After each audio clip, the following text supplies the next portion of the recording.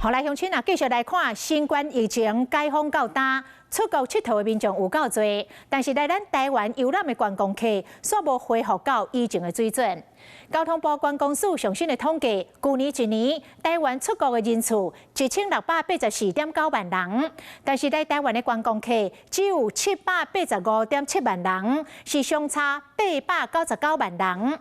那换算做观光产值，这个逆差大约是新台币6922亿。学者来分析，公布全面开放予中国客来台湾游览是上主要的原因。伊嫩嫩的徛鹅伫咧市中散步，观光客唔惊寒，人抢要翕。今年四季拢有人要去日本佚佗，互日本的观光财是趁真饱。不过台湾的旅游热度煞袂输冬天共款，也未回温。还没有同意这个陆客可以来台湾旅游。过去中国大陆最高的时候是曾经达到我们入境旅客的4成。另外一个落差比较大的市场是日本市场，因为经济的因素。台湾人出国多，加上各无中国来台的旅客，台湾观光出甲入是愈差愈多。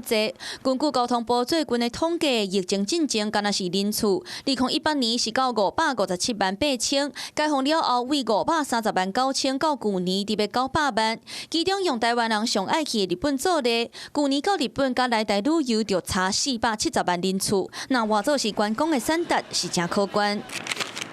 整体来看，2019年进前过了3年头，不过疫情了后愈差愈多。2023年到4436亿，2024年伫要7000亿，相当于是台湾对中国贸易顺差1.2倍。希望目标是每一个省市的旅客都可以来台湾，这样的话，可能最后发展出来的这个基础就可以。来更好一点。所以会晓讲话，观光旅游的第一线是真有感觉。不过要安怎请人来台湾观光，刺激人潮带来钱潮，改变局势，正做产官学共同面对的课题。你好，我是宋彦明。想掌握最及时的新闻资讯吗？赶紧订阅、按赞、开启小铃铛，锁定华视新闻 YouTube 频道。